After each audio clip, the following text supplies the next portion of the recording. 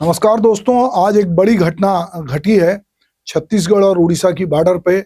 मैनपुर जो कभी हीरों के लिए जाना जाता है, पायली खंड, जहां पर की किम्बरलाइट पाइप की पूरी एक रेंज मिली है और भविष्य में जहां से बहुत अच्छा हीरा मिलने वाला है। पर इधर कुछ सालों में जो बस्तर के नक्सलाइट है वो एक कॉरिडोर से गरियाबंद जिले के जंगल में और उधर उड़ीसा में जाकर जो है अपनी बहुत सारी वारदात करते हैं। तो आज जो है एक सर्च ऑपरेशन के दौरान उड़ीसा और छत्तीसगढ़ की पुलिस को बड़ी सफलता मिली है। अभी तक 27 नक्सलाइट के मारे जाने की सूचना है, जिसमें से 16 के 100 भी बरामद हो गए और 60 से अधिक नक्सलाइट जो है उसमें घिरे हुए हैं और पुलिस फोर्स ने चारों तरफ से नक्सलाइट को घेर के रखा है।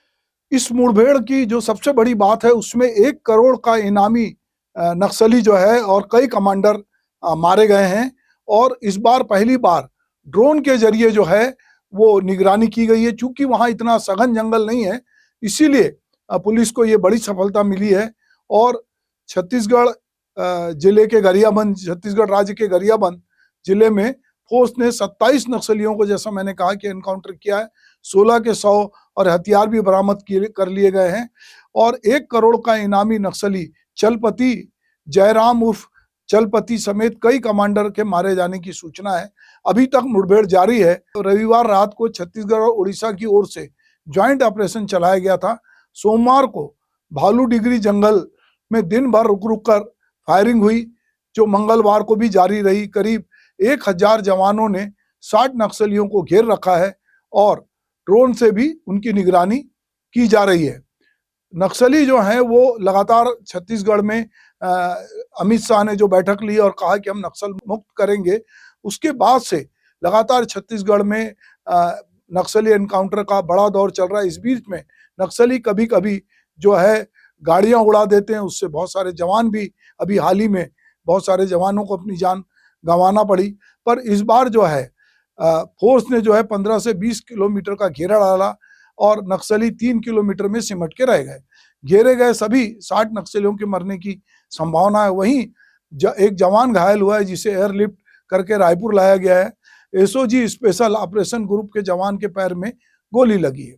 इस पूरे ऑपरेशन में गरियाबंद के जो एसपी हैं निखिल रखखेचा और उड़ीसा नुआपाड़ा के एसपी राघवेंद्र गुंडाला, उड़ीसा डीआईजी नक्सल ऑपरेशन अखिलेश्वर सिंह और कोरबा कमांडेंट डीएस कथित जो है वो सब लोग इसकी मॉनिटरिंग कर रहे हैं और लगातार ये सर्चिंग का काम जारी है और चारों तरफ से नक्सलियों को जवानों ने घेर रखा। इस ज्वाइंट ऑपरेशन में 10 टीमें निकली थी। इसमें 3 टीम उड़ीसा से, 2 टीम छत्तीसगढ़ पुलिस और 5 सीआरपीएफ की टीम इस ऑपरेशन में शामिल है।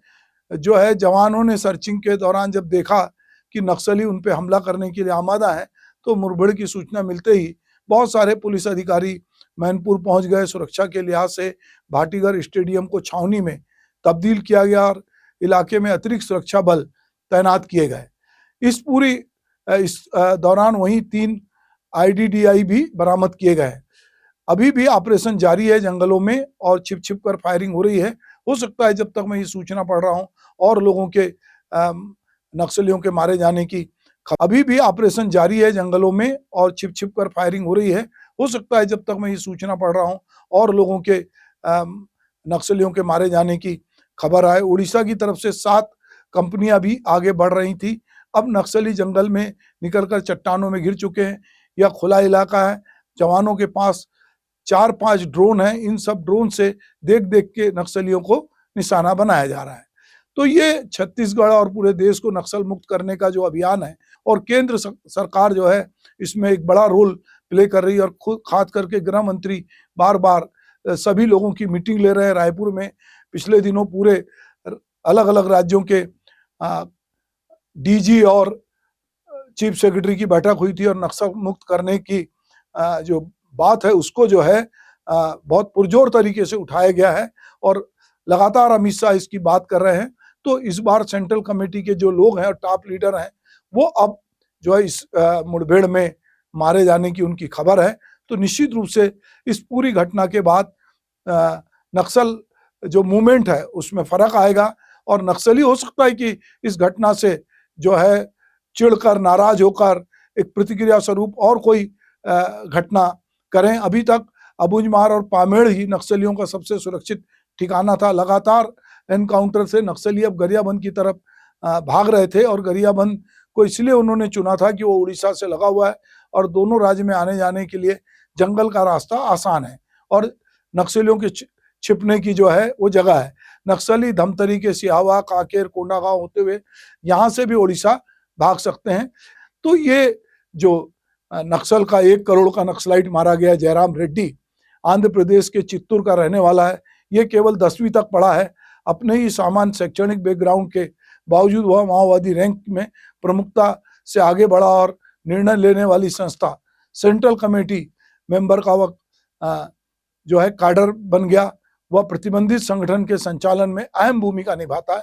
उस पर 1 करोड़ रुपए का इनाम भी रखा गया था।